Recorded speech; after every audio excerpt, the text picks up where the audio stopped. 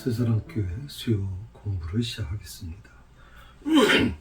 지난주는 특별히 이제 그 5절부터 좀 한 몇 절을 해야 되는데 5절에 나오는 장로에 대해서 좀 설명을 드리면서 그 당시의 장로들의 역할 그리고 지금 우리가 살고 있는 이 시대의 장로들의 역할이 어떻게 다르고 또 어떻게 같은가 설명을 드렸습니다. 그리고 이스라엘 민족이 광야 생활 40년 동안 하는 과정에서 모세 혼자 힘으로 할 수는 없었습니다. 모세는 오직 하나님과 그 이스라엘 백성 사이에 중간 역할을 감당하면서 하나님의 말씀을 대언하는 역할을 했죠. 그래서 모세는 사실은 어떻게 보면 이스라엘 백성들과 긴밀하지 못했어요. 긴밀하지 않았어요. 그건 오직 하나님의 대언자로서만 존재했고, 그러다 보니까 조금 문제만 있으면, 어려운 문제만 있으면 이스라엘 백성들은 그 책임을 모세에게 떠넘겨버렸어요. 아마 모세가 아론처럼 성경에 보면 아론에 대해서 얘기 나오는 건 별로 없어요. 이스라엘 그 민족들이 무슨 문제의 책임을 아론한테 떠넘겼다는 얘기는 거의 들어보지 못했는데, 그건 아론이 굉장히 백성들과 굉장히 밀접했단 말이죠. 그러니까 모세는 하나님의 말씀을 대언하는 대언자로서 역할을 했지만 이스라엘 백성들과는 좀 거리를 뒀단 말이에요.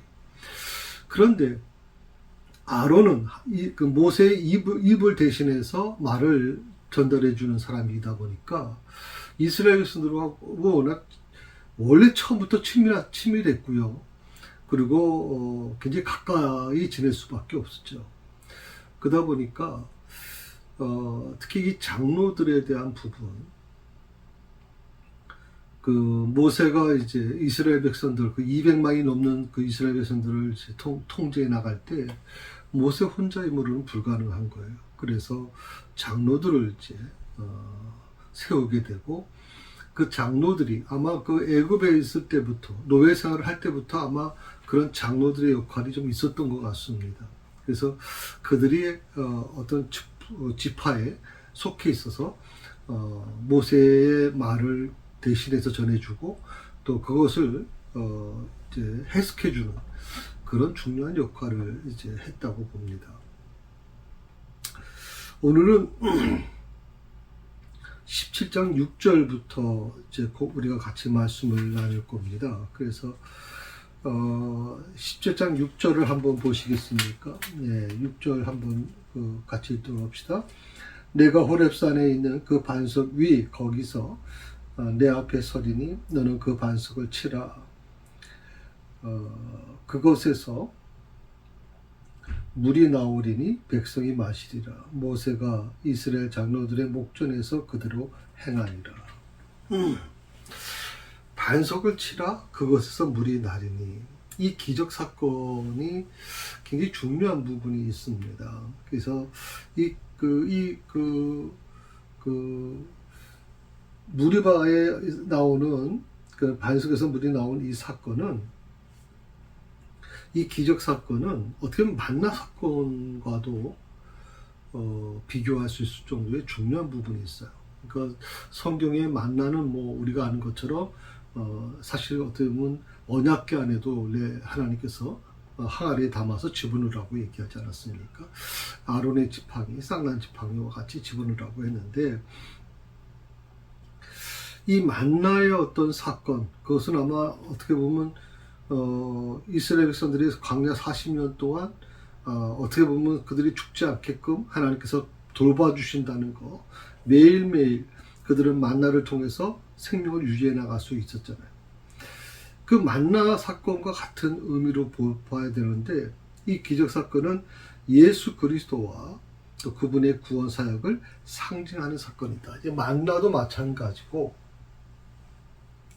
또 이 반석에서 물이 나오는 이 사건도 마찬가지라는 거죠. 예수 그리스도의 구원 사역을 상징하는 사건이다. 단순히 목이 마르니까 반석에서 물이 쳤고 나왔다, 물이 나왔다라고 하는 그 개념으로만 좀 우리가 단순하게 이해하면 예수님과 연결되질 않죠. 이 말씀은 이제 사실 구속사적인 사건에서 보면 만나 사건과 같이 예수님의 구원 사역과 사역을 상징하는 사건이라는 거 이해하시면 됩니다. 그리고 그 이후에 예수님 이후에 바울은 이 물을 신령한 음료라고 표현을 했어요. 그리고 반석을 신령한 반석이라고 해석을 합니다. 물을 신령한 음료, 그리고 반석을 신령한 반석. 고린도서 10장 4절에 있는 말씀인데, 어떻게 보면 사막의 갈증으로 인해서 목말라 죽어가던 이 이스라엘 백성들에게 이 물은 정말 생수였죠. 어떻게 보면 죽음에서 건져내 준 아주 그 귀한 물이죠. 어쩌면 이것은 우리 시대로 생각해 보면 이것이 오늘 나에게 주는 하나님의 메시지로 듣길 원한다면 이 메시지는 바로 이런 걸 겁니다. 이스라엘 백성들이 사막과 같은 곳에서 목말라서 교회는 죽음을 기다렸던 것처럼 우리가 살아가는 이 세상이 사막과 같은 아주 삭막한 세상이죠.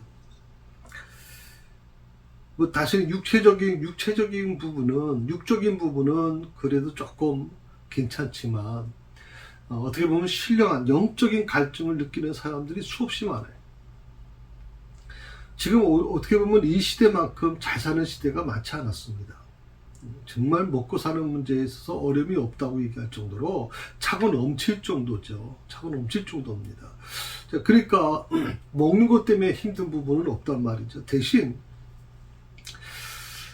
참 놀랍게도 영적으로 갈증을 느끼는 거예요.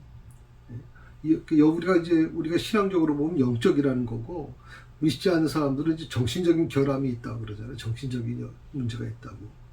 그래서 여러분, 과거 한 몇십 년 전에는 정신과는 그렇게 선호가 좋은 그런 과가 아니었어요.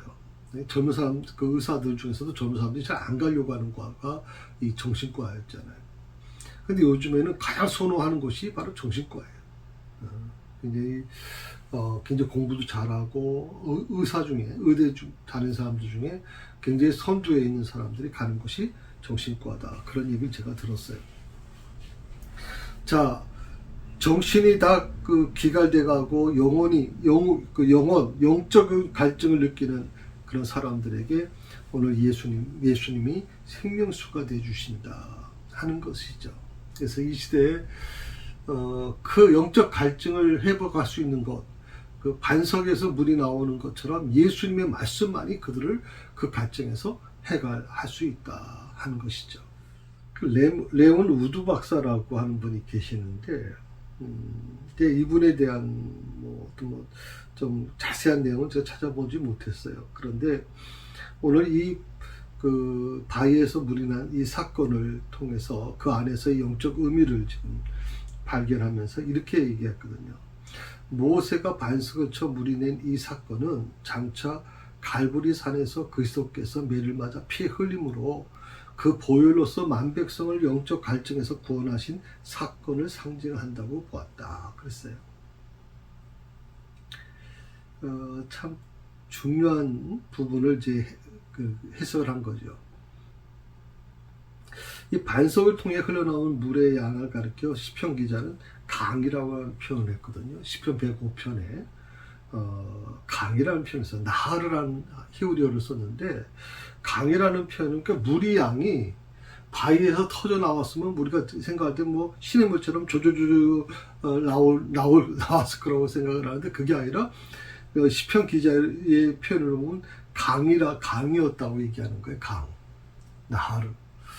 아마 그럴 수밖에 없을 거예요. 왜냐하면 200만 명이 먹고 거기에 가축까지 하면 수백만의 그 생명이 물을 먹어야 되는데, 시냇물을 조금씩 흘러나오는 물 가지고 충족할 수는 없잖아요. 그래서 아마 어떻게 보면 이 반석에서 나온 이 물에 대한 부분이 좀 중요한 부분이라고 생각을 해요. 그리고 반석을 쳐서 이제 물이 나오는 그 과정은 그 민수기 20장에도 또 한 번 나옵니다. 그래서 민수기 20장을 한번 보시게 되면 제가 한번 읽어드릴게요. 2절부터 14절인데 다 읽을 수는 없고요. 가데스 다룻과 무리바인 물이다 이렇게 표현을 했어요. 그래서 모세와 아론이 회중을 그 반석 위에 앞에 모으고 모세가 그들에게 이르되 반역한 너희여 들으라. 너희가 너희를 위하여 우리가 너희를 위하여 이 반석에서 물을 내랴 하고 모세가 그 손을 들어 그의 지팡이로 반석을 2번 치니 물이 많이 솟아 나오므로 회중과 그들의 짐승이 마시니라 하는 그런 사건이거든요. 그래서 그러니까 반석에서 물이 나오는 이 사건은 크게 두 가지라고 생각하면 될 것 같아요. 이 호렙산 주변에서 있었던 아마 그런 어떤 바위에서 나온 물이고요.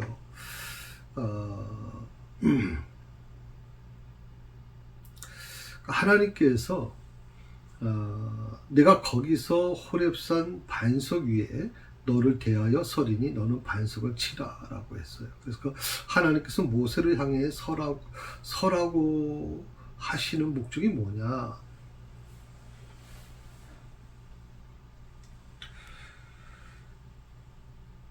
모세가 반석을 칠 때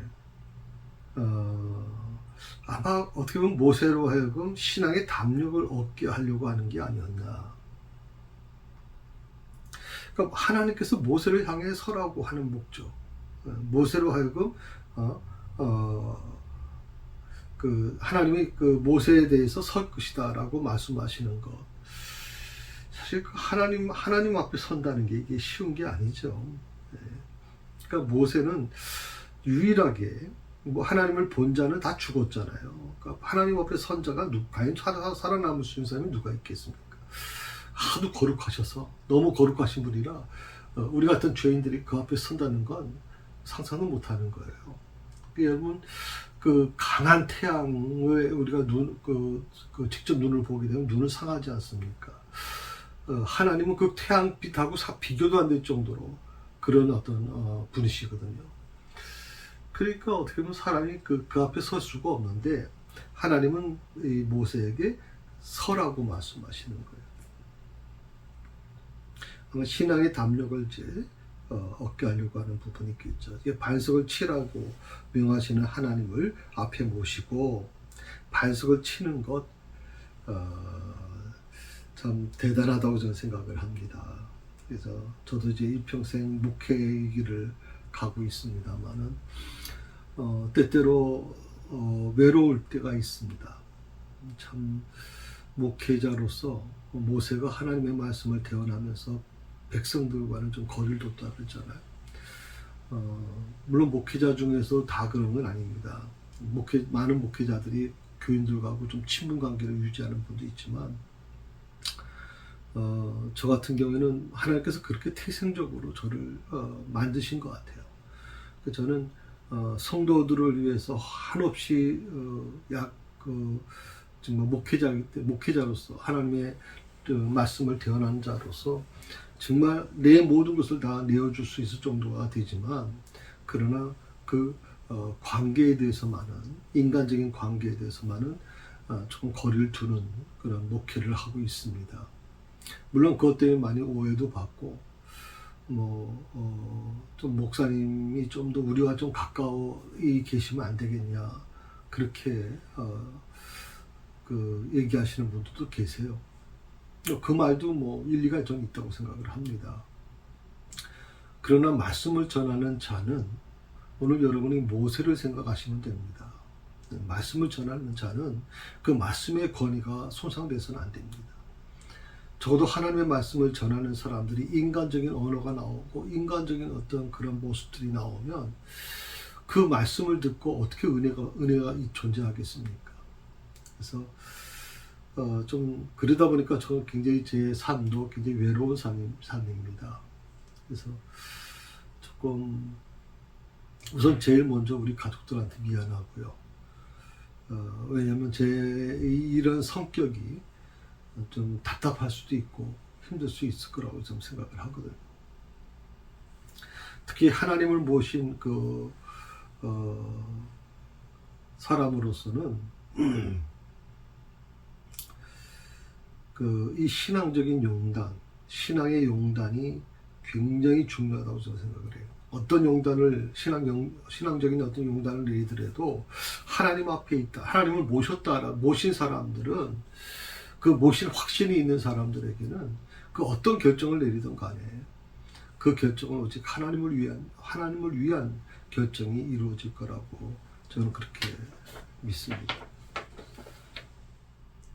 그 하나님의 은혜가 놀라운 거죠. 그래서 그 하나님의 그 자비의 기적을 보이셨기 때문에 이제 바위에서 물이 나오게 하셨던 건데, 그 하나님께서는 모세에게 이제 갈 곳을 지시하시고 또 모세만 보내신 것이 아니라 모세로 하여금 이스라엘 장로들을 데리고 가서 그리고 앞으로 행하실 일에 대한 증인으로 삼으라, 이렇게 얘기를 하시는 거예요. 그러니까 200만 명이 이 반석에서 물이 나오는 그 사건을 보지는 못했던 것 같아요. 다만 이제 바위가 깨지고 거기서 물이 막 나와서 강을 이루게 되니까 그 강의 물을 그 이스라엘 백성들이 먹은 건 사실이지만 그 바위가 깨어지는 과정에는 이스라엘 장로들이 아마 그걸 봤을 거라고 생각해요. 이스라엘 장로들이 꽤 인원이 많습니다. 고라를 동조한 장로들이 200명이라고 그랬거든요. 그러니까 고라와 200명의 그 장로들이 전부 다 땅에 묻히지 않습니까? 그러니까 이 장로들의 숫자가 200만 명이라니까 엄청난 숫자였을 거라고 생각이 되거든요. 이제 그들을 데리고 가서 어떻게 하나님께서 이 물을 냈는지, 너희가 강에서 수많은 짐승들과 지금 먹었던 물은 어떻게 나온 건지 누가 설명합니까? 예, 장로들이 설명하는 겁니다. 저는 교회도 마찬가지라고 생각합니다. 지난주에 말씀드린 것처럼 교회도 목사는 말씀을 선포하게 되면 그 말씀을 쪼개어서 해석하고 같이 나누는 삶은 누가 합니까? 저희 교회는 지금 동역장들이 하지 않습니까?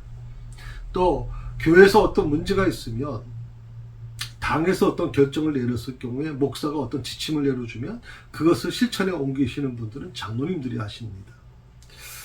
이 부분은 굉장히 좀 중요하다고 생각을 해요. 그래서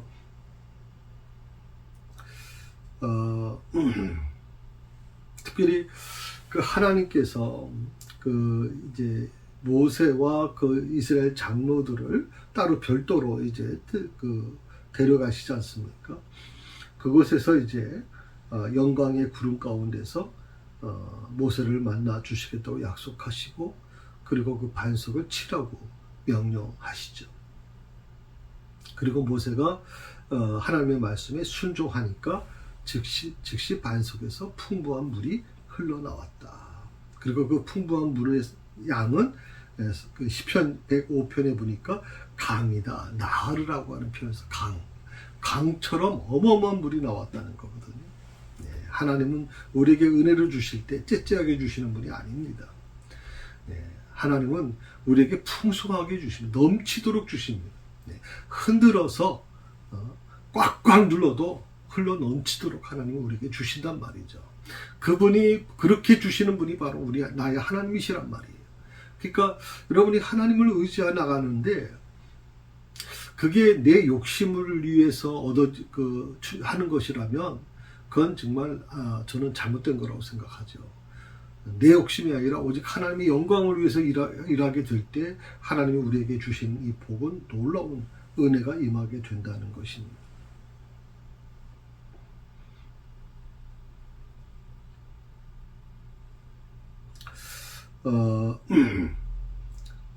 그리고 그 반석에서 나왔던 물이 그 이스라엘 백성들의 그 진지, 12지파로 이제 이루어졌던 그 진지 주변을 강같이 흘렀다. 시편 78편에도 나오는 말씀이고 105편에도 나오는 말씀입니다. 자, 그 사막에서도 이스라엘 백성들이 가는 곳은 어딘지 물이 넘치게 되었다라고 하는 거예요. 그래서 그 반석은 샘의 원천이었다고 시편 기자는 묘사하고 있습니다. 샘의 원천이었다. 하나님께서는요, 물을 원할 때는 물을 주시고요. 또 이스라엘 백성들이 먹고 싶어요. 먹을 거 주세요. 그러니까 만나를 주셨고요.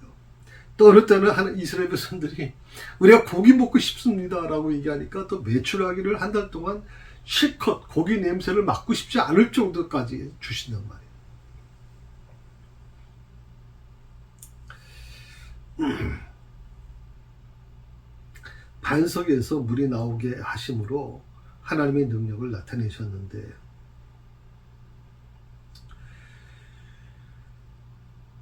그 하나님의 능력을 나타내실 때 어떻게 했습니까? 모세가 반석을 쳐야만 물이 흘러나오도록 명령하셨거든요. 모세가 반석을 쳐야만, 이게 중요한 부분이에요. 모세가 반석을 치지 않으면 물이 흘러나오질 않는 거예요. 왜 하나님은 모세로 하여금 반석을 치라고 말씀하셨을까요? 그것은 여러 가지 주장하는 분도 계시지만, 저는 하나님께서 친히 모세 없이도 얼마든지 하실 수 있는 거 아니에요. 이스라엘 백성들이 다 듣는 데서 말씀하시고, 그리고 그냥 막 갑자기 땅에서 물이 막 솟아오를 수도 있고, 그렇다면 바위가 깨져서 물이 나오든, 아니면 사막에서 갑자기 막 물이 솟아오르게 할 수도 있을 텐데, 모세로 하여금 반석을 쳐야만 물이 흘러나오도록 명령하신 이유가 뭐냐? 그는 이스라엘 백성들이 모세라고 하는 지도자를 다시 보게 된 이유가 바로 여기에 있어요. 만나는 모세가 어떤 하나님의 말씀을 대언하긴 했지만 모세가 한 일은 별로 없어요. 왜? 아침에 일어나서 이스라엘 백성들이 나가 보니까 전부 다 광야에 만나와 같은 것들이 막 널려 있었으니까. 근데 오늘 이 반석에서 물이 나는 것은 모세가 반석을 쳤을 때 바위가 깨지면서 물이 나왔다는 거거든요. 그걸 수천 명의 아마 장로들이 다 봤을 거예요, 눈으로. 그렇게 되면 어떻게 돼요? 예, 그 바위를 깨서 물이 나오게 물론 그것이 하나님이 하시는 일이라는 것을 모세가 수없이 강조했어도 그것을 실천했던 지도자, 영적 지도자 모세에 대한 굉장한 권위가 생겨났을 거라고 생각이 듭니다.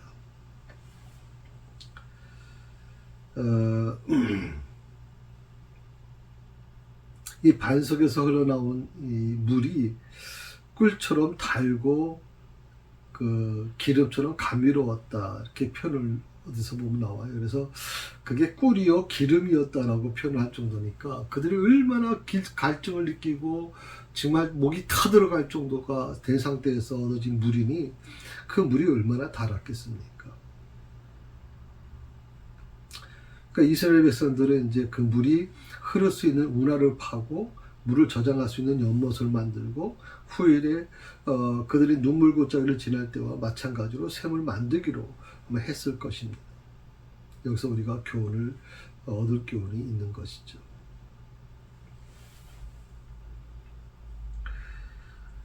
그러니까 하나님께서 모세에게 이스라엘 백성들이 이제 돌로 치려고 할 때, 이게 6절에 보게 되면 이제 그런 부분이 이제 있습니다. 5절에도 나옵니다만은 그런 어떤 모세로 하여금 그 돌로 치려고 하는, 마치 이스라엘 백성들이 돌로 치려고 하는 그런 아주 살벌한 상황에서 서슴퍼러한 백성들의 분노하는 백성들의 앞을 지나가게 하세요. 그리고 사건의 현장으로 나아가라고 지시하시거든요. 어떻게 보면 굉장히 중요한 의미가 바로 그거죠. 어떤 문제가 있을 때 그 문제를 회피하는 게 아니라 그 문제의 전면으로 하나님은 맞서기를 원하시고 계셨다고 볼 수가 있습니다. 자, 7절에 있는 말씀 한번 보실까요? 7절입니다. 그가 그곳 이름을 마사 또는 무리바라 불렀으니 이는 이스라엘 자손이 다투었으며 또는 그들이 여호와를 시험하여 이르기를 여호와께서 우리 중에 계신가 안 계신가 하였습니다. 그곳 이름을 마사라 또는 무리바라 불렀다. 마사라는 것은 시험이란 뜻이고요. 무리바라는 것은 다툰다는 뜻이에요. 그러니까 지금 이 바위에서 이제 물이 나오는 과정, 그 과정에 지금 이스라엘 백성들이 모세를 향한 원망이 아주 사무쳤잖아요. 그래서 모세가 저들이 지금 나를 죽이려고까지 합니다라고, 이제 저들이 돌을 이제 곧 나한테 던질 것 같습니다라고 하나님께 호소하잖아요. 이제 그 정도 자기를 애굽에서 탈출시키고 콩회를 가르고 수많은 어려움 속에서 자기들을 이끌어왔던 그 영적 지도자 모세를 하여금 돌을 쥐어서 모세를 죽이려고까지 하는 그런 상황까지 가는 상태. 그런 어려움 속에서 하나님이 모세의 권위를 다시 회복시키시고 그 서식포로 아마 손에 돌도 아마 들고 있었을 겁니다. 그들을 지나가서 이스라엘 장로들을 불러다가 그리고 바위를 깨서 물을 내는, 그리고 이스라엘 백성들은 그곳을 마사라고 불렀어요. 무리바라 불렀어요. 다퉜다, 시험했다 하는 뜻이.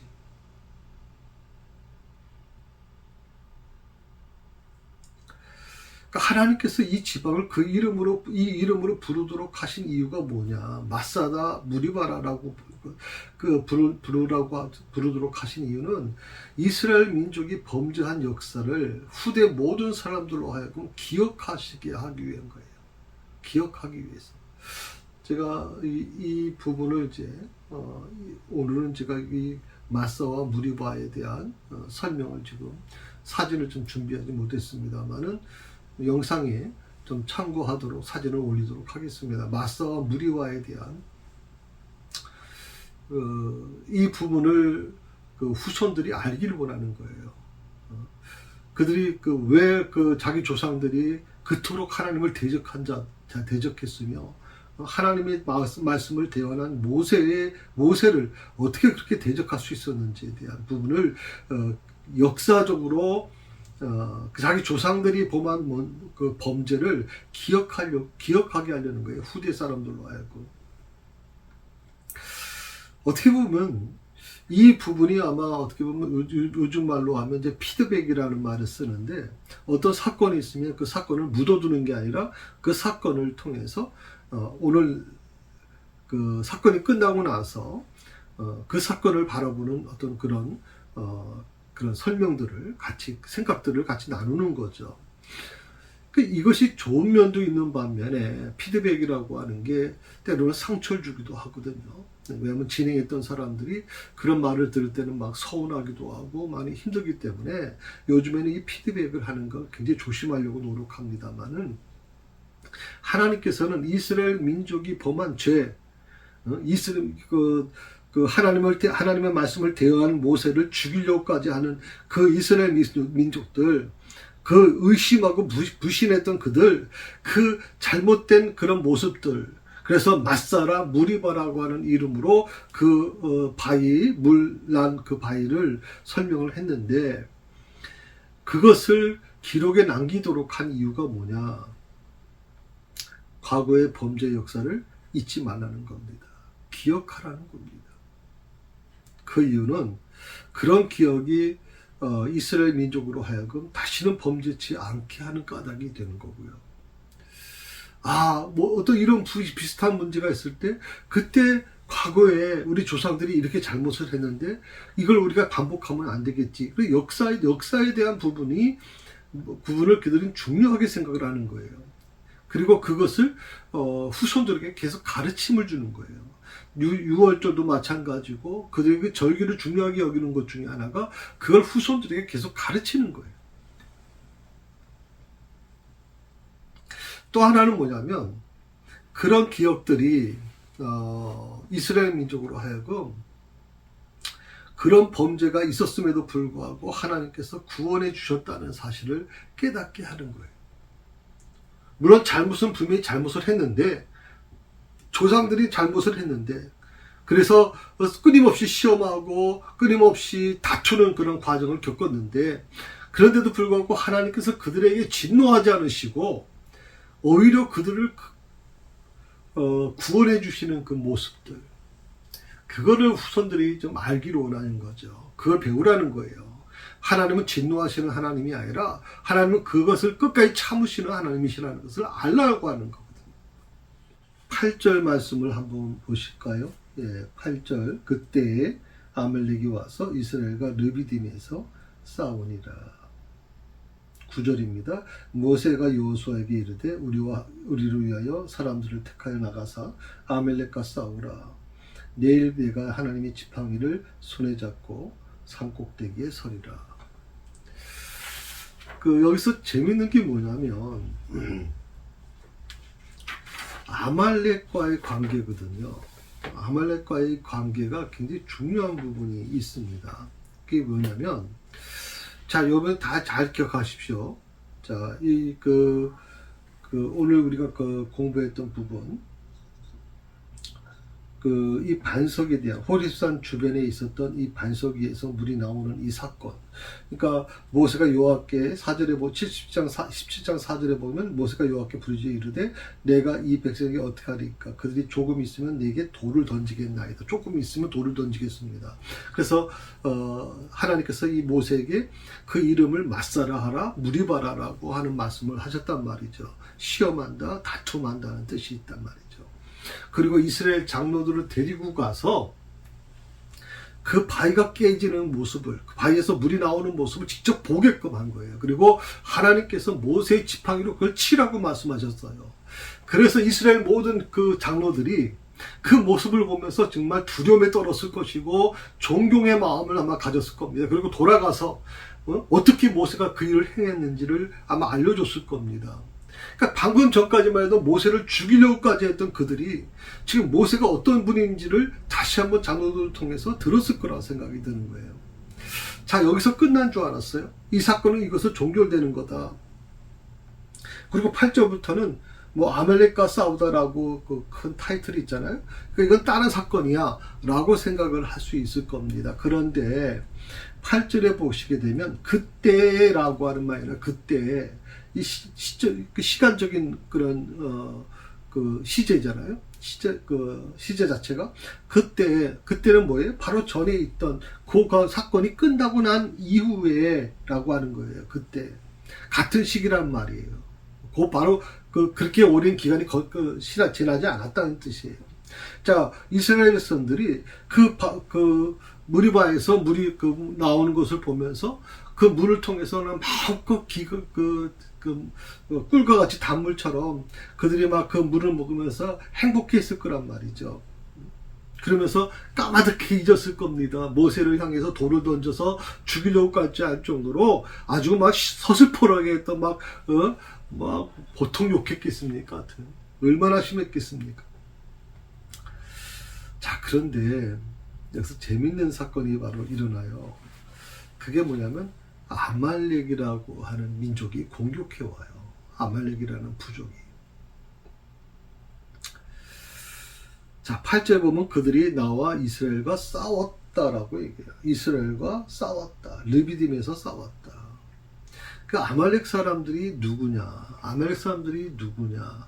제가 조금 전에 말씀드린 것처럼 이 사건은 별도의 사건이 아니라 그때라고 하는 시제를 통해서 바로 앞의 사건과 지금 있는 그 사건이 연결되고 있다는 뜻이 있단 말이에요. 그러니까 좀 약간의 시간 차이는 있지만 그렇다고 오랜 시간이 있는 게 아니라 그 사건 바로 이어서 이 사건이 일어나는 거예요. 그게 아말렉의 공격입니다. 이 아말렉 사람이 어떤 사람들이냐?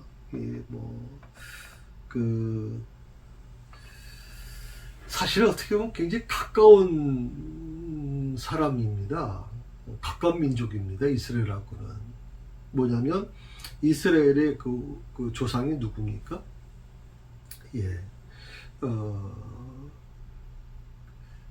우리가 좀 거슬러 올라가다 보면 야곱과 에서가 있었지 않습니까? 지금 이스라엘 자손들은 야곱의 후손들이죠. 야곱의 후손들이 12지파를 통해서 이어져 내온. 그런데 야곱이 이제 형 에서의 장자권을 뺏어오잖아요. 그러니까 장자의 유업 축복을 그 장자권만 아니라 이제 아버지로 받은 축복까지도 빼앗기고 나서 에서가 막 이를 갈죠. 그리고 먼 한 시간이 꽤 지난 다음에 이 야곱을 이제 에서가 찾아오지 않습니까?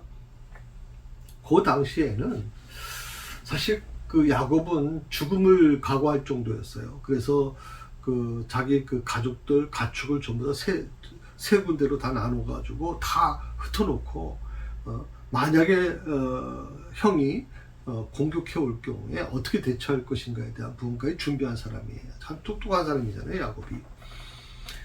그래서 끊임없이 종을 보내서 에서가 어떻게 오는지, 그러니까 뭐 무장한 군사들을 데리고 사병들을 데리고 왔다. 그러니까 야곱도 이제 여러 가지 마음의 준비를 하고 있는 거죠. 그리고 형한테 바칠 그런 어떤 뭐 그 짐승들이나 이런 걸 전부 다 하고.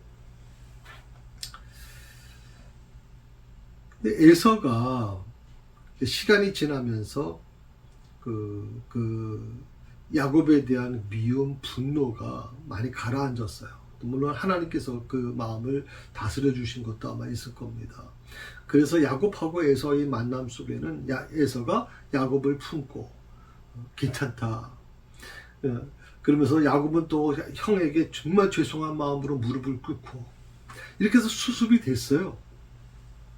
그런데 이상하게 이게 에서의 후손인 이 아멜렉이 에서의 후예들인데 야곱에 대한 이 증오심이 이스라엘 민족에 대한 증오심으로 계속 이어가고 있단 말이에요. 분명 우리가 그 창세기에서 말씀을 보게 되면 에서와 야곱이 화해를 했다고 분명히 우리는 알고 있는데 그 화해가 후손들에게는 이어지질 않는 거예요, 지금. 그러니까 어떻게 보면 사춘간이나 마찬가지예요. 뭐 우리가 요즘은 사춘기, 야곱의 자녀, 그 다음에 에서의 자녀들. 그러니까 뭐 어떻게 보면 정말 같은 핏줄이나 마찬가지 아니에요. 그런데도 불구하고 이 아멜렉이 끊임없이 이스라엘 민족을 괴롭힙니다. 어떻게 보면 이 아멜렉의 그 공격은 혈통 속에 흐르고 있던 이 증오의 적개심, 또 악의의 결과라고 보는 것이 바람직하죠. 어떻게 보면 그 약속이 성취되려는 역사로 인해서 그것은 더욱더 이제 아주 고조되어 가는 모습을 보게 돼요. 그러니까 이 아말렉 사람들에 대한 부분이 굉장히 그 이스라엘 민족이 광야 생활을 하는 데 있어서 많이 힘든 시간을 많이 보내고 이 아말렉이 끝까지 괴롭히거든요. 끝까지 괴롭힙니다.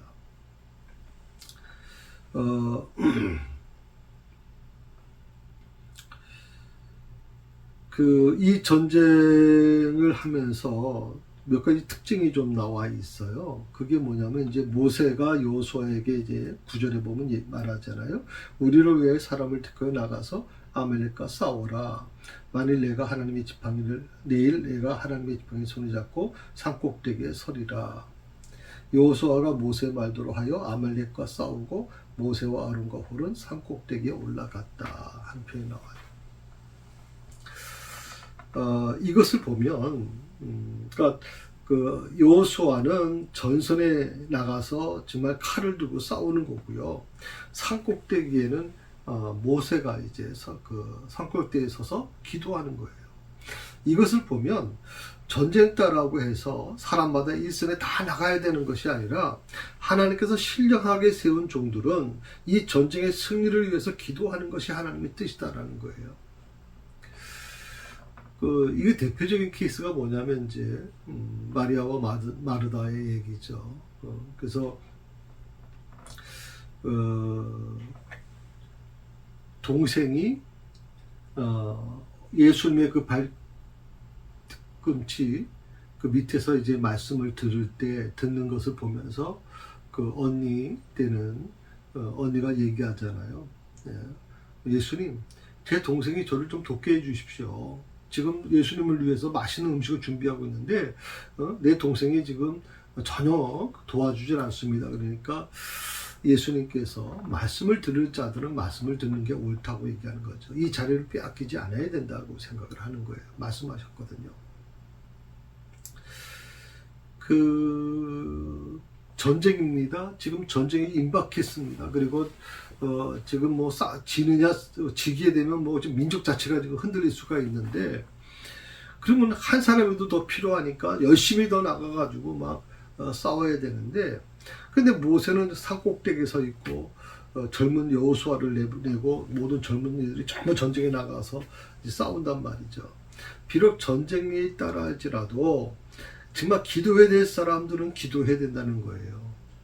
여러분이 교회 사역을 하는 데 있어서 누구는 힘겹게 그냥 주방에서 일하고, 누구는 힘겹게 정말 뭐 몸이 부서지라 일을 하는데, 누구는 올라가가지고 말씀을 듣고, 누구는 올라가가지고 기도하는 것이 그게 옳은 겁니까? 라고 얘기한다면, 저는 기도하신 분들은 기도의 사명을 갖고 하실 수 있는 거고요. 또 내가 육체적으로 어떤 그런 일을 감당하는, 사역을 감당하는 달란트를 받으신 분들은 그 일을 하면 돼요. 그런데 내가 이렇게 하는데 왜 너는 그냥 편하게 올라가서 기도하는 거예요? 여러분, 기도가 쉬운 줄 아세요? 기도하는 거 어렵습니다, 여러분. 사역보다 더 어려운 게 기도하는 거예요. 진짜 여러분이 기도를 제대로 하면 허리가 끊어질 정도로 힘들어요, 지금. 그러니까 기도하는 것에 대해서 너무 그렇게 무시하면 안 된다고 생각을 합니다. 그러니까 모세가 하나님의 지팡이를 손에 잡고 산꼭대기에 선 이 사실은, 이 지팡이를 통해서 하나님의 권능이 나타나기 때문입니다. 그래서 바위를 깰 때도 지팡이를 가지고 와서 깨고, 홍해를 가를 때도 지팡이를 내서서 가르고, 이 지팡이가 결국에는 애굽에서 탈출할 때부터 모든 것의 중심이 되었다라고 하는 거 여러분 다 아마 기억하실 겁니다. 그래서 특히 이 지팡이의 배후에는 기도의 뒷받침이 있었다는 거 여러분 기억하셔야 될 겁니다. 모세가 산에 올라간 목적은 기도를 통해서 하나님의 권능을 나타내기 위한 겁니다. 그렇기 때문에 11절 12절의 그 말씀에는 지팡이를 든다는 말은 없고 손을 든다는 말이 있을 뿐입니다. 11절 12절 그 다음 주에 다시 한번 이 말씀을 공부하겠습니다. 잠깐 읽으면, 모세가 손을 들면 이스라엘이 있고 손을 내리면 아말렉이 있더라. 지팡이를 들면이라고 하는 표현이 없고 손을 들면이라는 표현이 있을 뿐이에요. 손을 든다는 것은 곧 기도의 모습을 보여주는 거거든요.